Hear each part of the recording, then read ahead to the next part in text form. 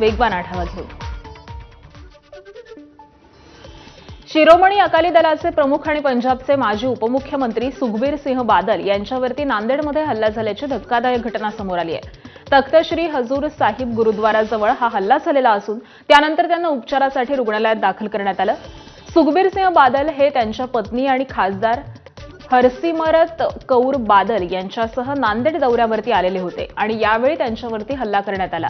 या प्रकरणी पुण्यातील जसपाल सिंग या संशयिताला पोलिसांनी ताब्यात घेतलेलं असून त्याची चौकशी सुरू आहे। दरम्यान मुख्यमंत्री देवेंद्र फडणवीस यांनी या घटनेची गंभीर दखल घेत पोलिसांकडून सविस्तर माहिती घेतली आहे। त्याचबरोबर त्यांनी सुखबीर सिंह बादल यांच्याशी दूरध्वनीवरून संवादही साधून हल्ल्यामागील नेमकं कारण शोधून सखोल चौकशी करण्याचे आदेश दिलेत। तिथे काम करणारा सेवादार आहे, त्यांनी साहेबांवर अटॅक करण्याचा प्रयत्न केला। त्यांचे खुपरीसोबत जे ठेवतात ते मग आपले सिक्युरिटीचे PI होते, त्यांनी त्याचा वार आपल्या स्वतःच्या हातावर घेतले। त्यांना थोडी इंजरी आहे आणि साहेबांना पण हाताला लागलेला आहे। इंट्रोगेशनमध्ये अजूनही पूर्ण डिटेल त्यांनी सांगितलं नाही। अजूनही त्याच्यामध्ये आता इंट्रोगेशन चालू आहे। एक्झॅक्ट रिझन अजूनही कळत नाही आहे। नांदेडमध्ये झालेल्या हल्ल्यानंतर शिरोमणी अकाली दलाचे प्रमुख आणि पंजाबचे माजी उपमुख्यमंत्री सुखबीर सिंह बादल यांना आज सकाळी एअरलिफ्ट करण्यात येणार आहे। मातासाब गुरुद्वारातून बाहेर पडताना एका व्यक्तीने त्यांच्यावरती हल्ला केल्यामुळे त्यांच्या डाव्या हाताला दुखापत झाली होती। नांदेड विमानतळावरती रात्रीच्या वेळी विमान उतरण्याची सुविधा नसल्यामुळे त्यांना सकाळी 8 वाजता एअरलिफ्ट करण्यात येणार असल्याची माहिती सध्या समोर आली आहे। मुख्यमंत्री देवेंद्र फडणवीस यांचा आज जालना, छत्रपती संभाजीनगर आणि मुंबई असा दिवसभर व्यस्त दौरा असणार आहे। सकाळी जालन्याच्या शिरसवाडी गावातील रेशीम बाजारपेठेच्या इमारतीचं उद्घाटन, त्यानंतर अंबड गावातील नव्या पोलीस ठाण्याचं ऑनलाईन उद्घाटन आणि भाजप कार्यालयाच्या इमारतीचं भूमिपूजन मुख्यमंत्री फडणवीसांच्या हस्ते होणार आहे। दरम्यान छत्रपती संभाजीनगरमध्ये मुख्यमंत्री देवेंद्र फडणवीसांच्या प्रमुख उपस्थितीत तिरंगा रॅली काढण्यात येणार असून संध्याकाळी मुंबईमध्ये केंद्रीय मंत्री रामदास आठवले यांच्या केंद्रीय मंत्रिपदाच्या 10व्या वर्षपूर्तीनिमित्त आयोजित कार्यक्रमाला ते उपस्थित राहणार आहेत। नागपूर पदवीधर मतदारसंघाच्या निवडणुकीच्या पार्श्वभूमीवरती भाजप प्रदेशाध्यक्ष रवींद्र चव्हाण यांनी विदर्भाचा 2 दिवसीय दौरा केलाय। नागपूर, चंद्रपूर, गडचिरोली, गोंदिया, भंडारा, वर्धा आणि काटोलसह विविध जिल्ह्यांमध्ये संघटनात्मक बैठका घेऊन निवडणूक नियोजनाचा आढावा घेण्यात आलाय। रवींद्र चव्हाण यांच्या दौऱ्यानंतर भाजपची संघटनात्मक यंत्रणा निवडणुकीच्या तयारीसाठी पूर्ण ताकदीनं मैदानात उतरल्याचं चित्र दिसतंय। छत्रपती संभाजीनगरमध्ये माजी खासदार इम्तियाज जलील यांनी पत्रकार परिषद घेत यंदा देखील तिरंगा रॅली काढण्याची घोषणा केली आहे। दरवर्षीप्रमाणे यावर्षी देखील स्वातंत्र्य दिनानिमित्त तिरंगा रॅलीचं आयोजन करण्यात आलंय। 15 ऑगस्टला ध्वजारोहणानंतर राज्यभरातील नागरिकांनी आपल्या परिसरामध्ये तिरंगा रॅलीचं आयोजन करावं आणि शहरामधून काढण्यात येणाऱ्या तिरंगा रॅलीमध्ये देखील मोठ्या संख्येनं सहभागी होण्याचं आवाहन इम्तियाज जलील यांनी केलंय। शिवसेना पक्ष आणि चिन्हासंदर्भामध्ये काल सलग 5व्या दिवशी सुनावणी पार पडली आहे। सरन्यायाधीश सूर्यकांत, न्यायमूर्ती जयमल्ल्या बागची आणि न्यायमूर्ती व्ही मोहना यांच्या त्रिसदस्यीय खंडपीठासमोर ही सुनावणी सुरू आहे। निवडणूक आयोगाकडे कोणतंही अधिकार क्षेत्र नव्हतं, मात्र केवळ एकनाथ शिंदे यांना लाभ मिळवून देण्यासाठी निवडणूक आयोगानं त्यांच्या अधिकाराबाहेरचा निर्णय घेतला, असा युक्तिवाद सिब्बल यांनी केला। निवडणूक आयोगानं या प्रकरणामध्ये निर्णय देताना जनता दलाच्या 1994 सालच्या केसचा संदर्भ दिला, पण शिवसेनेच्या प्रकरणामध्ये जनता दलाच्या केसचा काहीही संबंध नव्हता। त्यांचा संदर्भ देणं हे चुकीचं होतं, असं सिब्बल यांनी म्हटलंय। यावेळी 7 न्यायाधीशांच्या खंडपीठाकडे मुद्दा फेरविचारासाठी पाठवण्याची मागणी देखील सिब्बल यांनी केली आहे। ठाकरेंचे खासदार संजय राऊतांनी सुप्रीम कोर्टात झालेल्या सुनावणीनंतर प्रतिक्रिया दिली आहे। यावेळी कपिल सिब्बलांनी मांडलेला युक्तिवाद हा निवडणूक आयोगाच्या बेकायदेशीर कृत्याबाबत होता, असं राऊतांनी म्हटलंय। निवडणूक आयोगाने शेण खाल्लेलंच आहे आणि त्या शेणाची किंमत सकाळी मी आकडा सांगितला किती 1000 कोटीचा आहे। हा भ्रष्टाचार आहे फार मोठा। देशाच्या संविधानावरती हात ठेवून केलेला हा भ्रष्टाचार आहे। निवडणूक आयोगाचा निर्णय हा आधीच ठरला होता, तो निर्णय ठरावा यासाठी फार मोठं षडयंत्र रचलं गेलं आणि निवडणूक ठरल्यावरती हे लोक गुवाहाटीला गेले। निकाल आधी ठरला आणि नंतर हे लोक गुवाहाटीला गेले, हे तुम्हाला मी सांगतो। बीड जिल्ह्याच्या दौऱ्यावरती असलेले मंत्री भरत गोगावले यांनी रायगडच्या पालकमंत्री पदाबाबत सूचक वक्तव्य केलंय. मुख्यमंत्री देवेंद्र फडणवीस आणि उपमुख्यमंत्री एकनाथ शिंदे यांच्यामध्ये पालकमंत्री संदर्भात चर्चा झाल्याचं त्यांनी सांगितलं. पावणे 2 वर्ष वाट पाहिली असून आता 2-3 दिवसांमध्ये सकारात्मक निर्णय होईल असा विश्वास त्यांनी व्यक्त केलाय. तसंच सुनील तटकरे यांच्या पुतण्याला आमदारकी मिळाल्यामुळे आपला मार्ग मोकळा झाल्याचं सांगतानाच 15 ऑगस्टला झेंडा देखील आपणच फडकवणार असल्याचं गोगावलेंनी पुन्हा एकदा स्पष्ट केलं.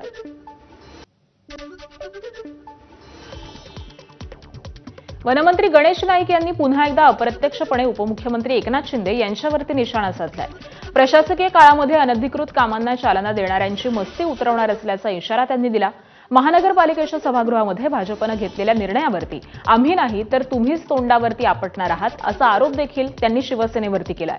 धोकादायक इमारतींच्या पुनर्बांधणीच्या मुद्द्यावरून शिंदे आणि नाईक यांच्यामधील संघर्ष आणखी तीव्र झाल्याचं दिसून येत आहे. राज्य सरकारनं जरी क्लस्टर योजना जाहीर केली असली तरी शहरी भागामध्ये तिला परवानगी देऊ नये असे निर्देश गणेश नाईक यांनी महानगरपालिका आयुक्तांना दिलेले आहेत. भंडारा शासकीय वैद्यकीय महाविद्यालयाच्या धोकादायक इमारतीबाबत एबीपी माझानं दिलेल्या वृत्ताची अखेर प्रशासनाकडून दखल घेण्यात आली आहे. तब्बल 360 लोखंडी जॅकच्या आधारावरती उभ्या असलेल्या या इमारतीची बातमी प्रसारित होताच राज्य सरकार खडबडून जागा झालंय. पालकमंत्री पंकज भोयर यांनी तातडीनं आढावा घेतलेला आहे. जिल्हा प्रशासन, सार्वजनिक बांधकाम विभाग इमारतीचं काम कालबद्ध पद्धतीनं पूर्ण करण्याचे आदेश दिलेत. त्यामुळे एबीपी माझाच्या बातमीचा मोठा इम्पॅक्ट पाहायला मिळतोय. काँग्रेसच्या संघटन सृजन अभियान अंतर्गत नाशिकमध्ये जिल्हा काँग्रेस कमिटीच्या अध्यक्षांसाठी 10 दिवसांचं निवासी प्रशिक्षण शिबिर आयोजित करण्यात आलं. 24 ऑगस्ट ते 2 सप्टेंबरपर्यंत होणाऱ्या या शिबिराला लोकसभेतील विरोधी पक्षनेते राहुल गांधी विशेष मार्गदर्शन करणार आहेत.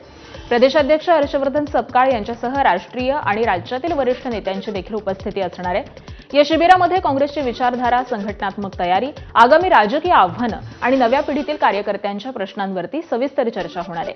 नवी पिढी, नवं नेतृत्व आणि मजबूत संघटन या संकल्पनेतून या शिबिराचं आयोजन करण्यात आलंय.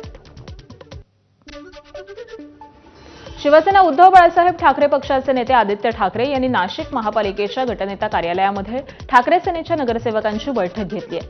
या बैठकीला नाशिकचे ठाकरे सेनेतील 15 नगरसेवक, गटनेते आणि पक्षाचे प्रमुख पदाधिकारी उपस्थित होते. यावेळी आदित्य ठाकरे यांनी नाशिक शहरामध्ये सुरू असलेल्या विविध कामांचा नगरसेवकांकडून आढावा घेतला. मराठा आंदोलक मनोज जरांगे 29 ऑगस्टला पुन्हा आंदोलन करणार आहेत. गरज पडल्यास मुख्यमंत्र्यांच्या निवासस्थानी आंदोलन करणार असा गंभीर इशारा देखील जरांगे पाटलांनी दिलाय. दरम्यान पंढरपुरात बोलताना मनोज जरांगेंनी मंत्री चंद्रशेखर बावनकुळे यांच्यावरती जहरी टीका केली. बाहुबली चित्रपटातील खलनायक कालकेयसोबत जरांगेंनी चंद्रशेखर बावनकुळेंची तुलना केली आहे. तर जरांगेंच्या या टीकेनंतर नवा वाद रंगण्याची शक्यता आहे. मला तर असं वाटतं वरच्यावर बसल्यावर तो उपोषणाला चांगलं नाही. तिथं फडणवीसांची पाण्याची टाकी ठेवलेली छानपैकी, तिच्यात पाणी कमी पडलं तर मी भरितो, उपोषणालाच वर बसतो. काय बसत नाही? वर्षा काय आमची नाही का? वर्षा बंगला. अरे बाप, मराठ्यांचा वाटोळ करतो प्राणी. तुम्ही ती बाहुबली पिक्चर बघितला ना? त्याच्यात एक कल्की आहे बघा, कल्की.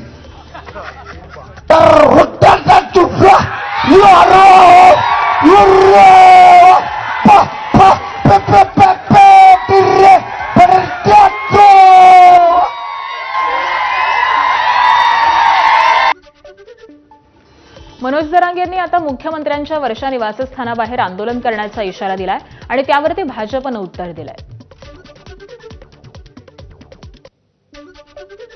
मला वाटतं तुमच्या ऐकण्यात काहीतरी फरक आहे.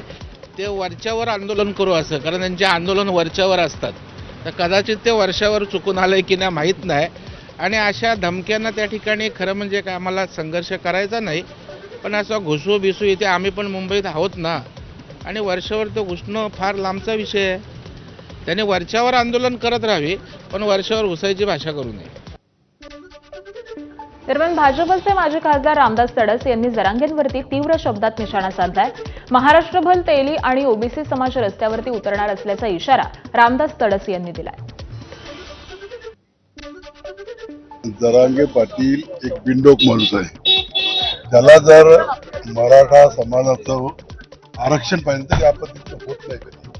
बावनकुळे साहेब ओबीसीचे नेता आहे, तर त्याला अशा खालच्या दर्जाचं बोलणं हे आजच्या महाराष्ट्राच्या संस्कृतीला शोभत नाही. आणि म्हणून आम्ही महाराष्ट्र क्रांती समाज आणि ओबीसी समाज हा पूर्ण महाराष्ट्रभर त्यांच्या विरोधात आंदोलन छेडणार आहे. जळगाव जिल्हा सहकारी दूध उत्पादक संघातर्फे उभारण्यात आलेल्या अत्याधुनिक प्रशिक्षण केंद्रासह विविध विकासात्मक उपक्रमांचं उद्घाटन उत्साहात पार पडलं.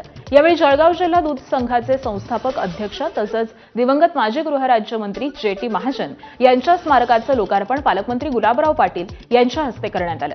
या प्रकल्पाच्या माध्यमातून दूध उत्पादक शेतकऱ्यांना आधुनिक दुग्ध व्यवसायाचं प्रशिक्षण आणि मार्गदर्शन मिळणार आहे. त्यामुळे दुग्ध व्यवसायातील आधुनिक तंत्रज्ञान आणि शेतकऱ्यांच्या क्षमता वाढीसाठी हे प्रशिक्षण केंद्र महत्त्वाची भूमिका बजावणार आहे. आपल्या रोखठोक शैलीसाठी ओळखल्या जाणाऱ्या गुलाबराव पाटलांनी पुन्हा एकदा बेधडक भाष्य केलंय. मी भोळा राहिलो तर मला भाजपवाले राहू देणार नाहीत असं मिश्किल वक्तव्य त्यांनी केलंय. जळगावातील एका भाषणावेळी ते बोलत होते. रमेश दादा या काळामध्ये आमदार होते 3 वेळेस ना तुम्ही आता 3 वेळेस सभापती हे असे भोळेभाळे लोक होते त्यावेळेस. मी भोळे होते. मी कशावर भोळा नवजातीने माझे सांगायचं असं अर्थ आहे की या प्रांतावर गिरी बोलली जातो तुमच्यावर चालेल कार्यक्रम. अहिल्यानगर जिल्हा बँकेच्या निवडणुकीच्या पार्श्वभूमीवरती भाजपमध्येच 2 गट पडल्याचं चित्र पाहायला मिळत आहे. राम शिंदे हे पालकमंत्री राधाकृष्ण विखे पाटील यांच्या विरोधामध्ये स्वतंत्र पॅनल करणार असल्याची चर्चा सुरू आहे आणि यावरून आमदार रोहित पवार यांनी राम शिंदेंवरती खोचक टीका केली होती. काही लोक उगाचच आवाज करतात, चर्चा करून महत्त्व स्वतःकडे आणतात आणि मग त्यात तडजोडी करतात असं म्हणत रोहित पवार यांनी नाव न घेता राम शिंदे यांच्यावरती टीका केली आहे. त्यांच्या टीकेला राम शिंदेंनी उत्तर दिलंय. जे स्वतः 5-5, 6-6 महिने मतदारसंघ सोडून महाराष्ट्रभर फिरतात ते महत्त्व कमी करायला फिरतात का असं उत्तर शिंदेंनी दिलंय. इलेक्शन फायनल लेवलला त्या ठिकाणी होतं तेव्हा बरेचसे बदल तिथे केले जातात. काही लोक उगाचच आवाज करतात, चर्चा करतात आणि मग चर्चा करून महत्त्व स्वतःवर आणतात आणि त्यात तडजोडी करतात. त्यामुळे काही प्रमाणात काही लोक विकासात्मक राजकारण करतात आणि काही लोक याच्यातून फक्त आपलं कुठेतरी चर्चा झाली पाहिजे, बातमीत आपण आलो पाहिजे या अनुषंगाने वेगळ्या काही गोष्टी करण्याचा प्रयत्न त्या ठिकाणी करत आहेत. मी तर पहिल्यांदाच सहकारी बँकेच्या निवडणुकीला इच्छा व्यक्त केली. अजून निवडणुकीला सुरुवात व्हायची आहे, त्याच्यामुळे सोपी का अवघड हे मला प्रत्यक्षात गेल्याशिवाय राहणार नाही. पण मला वाटतं मतदारसंघ सोडून जे 5-5, 6-6 महिने संपूर्ण राज्यभर फिरतात आणि त्यांना काही महत्व कमी करायसाठी फिरतात का असं जर विचारलं तर या प्रश्नाचं उत्तर त्याच्याशी आपल्याला मिळून जातं. सांगली महापालिकेच्या विशेष महासभेत तुफान राडा झालाय. मुख्यमंत्री फडणवीसांनी महापूर नियंत्रणासाठी MRDC अंतर्गत 600 कोटींचा प्रकल्प सांगली महापालिका क्षेत्रासाठी जाहीर केला. सदरच्या प्रकल्पाबाबत प्रशासकीय काळामध्ये निविदा काढण्यात आल्या. यामध्ये मोठ्या त्रुटी असल्याचं महापालिकेमध्ये विशेष महासभेचं आयोजन केलं. या सभेमध्ये MRDCच्या 592 कोटी रुपयांच्या प्रकल्पामध्ये विरोधी पक्षनेते मंगेश चव्हाण यांनी भाजप नेत्यांवरती टक्केवारीचा आरोप केलाय. या आरोपामुळे सभागृहामध्ये मोठा गदारोळ झाला. भाजप आणि काँग्रेसचे सदस्य भिडलेले होते. आज सर्व त्रुटी त्यात काय राहिल्या असतील तर त्या त्रुटी पूर्ण करून त्याची वर्क ऑर्डर देण्याचे आदेश आज आयुक्त महापात्रा मॅडम यांना आम्ही दिलेले आहे. त्या पद्धतीचाच आम्ही ठराव येत्या काही दिवसात करून देणार आहे. त्या MRDP संदर्भातील काही शंका कुशंका उपस्थित करत असतानाच काही पक्षांतर्गत आरोप झालेले आहेत, तर त्या आरोपांचं सुद्धा खंडन करून आम्ही त्याची पटलावरून काढून सांगण्याचे आदेश ते सुद्धा दिलेले आहेत. प्रशासन कुठं चुकलंय, कोणत्या प्रकारच्या चुका प्रशासनाकडून झाल्या आहेत ह्यावर चर्चा होत असताना, विरोधी पक्षनेता म्हणून आम्ही सभागृहात मुद्दे मांडत असताना काही भाजपच्या नगरसेवकांनी गोंधळ घालण्याचा प्रयत्न केला. तर ह्या मागचा हेतू हाच होता की गोंधळ घालायचं आणि सभा कुठं तर गुंडाळायची आणि कसा चुकीच्या पद्धतीनं आणलेला प्रस्ताव, चुकीच्या पद्धतीनं MRDPचा आणलेला हा प्रकल्प सभा गुंडाळून पुढे नेण्याचा प्रयत्न आज भाजपचा आम्ही काँग्रेस पक्षाच्या वतीनं हाणून पाडला आहे. कोल्हापुरात ई चलन रद्द करण्याच्या मागणीसाठी जिल्हा वाहतूकदार समन्वय समिती आक्रमक झाली. दाभोळकर कॉर्नर चौकामध्ये रास्ता रोको करण्याचा प्रयत्न करणाऱ्या आंदोलकांना पोलिसांनी ताब्यात घेतलं. यावेळी पोलीस आणि आंदोलकांमध्ये जोरदार झटापट झाली. पोलिसांनी आंदोलकांना अक्षरशः उचलून ताब्यात घेतलं. ई चलन रद्द करण्याच्या मागणीसाठी आंदोलकांनी जोरदार घोषणाबाजी केली. मुंबईच्या ताडदेवमधील एका घरासंबंधीचा ब्रोकर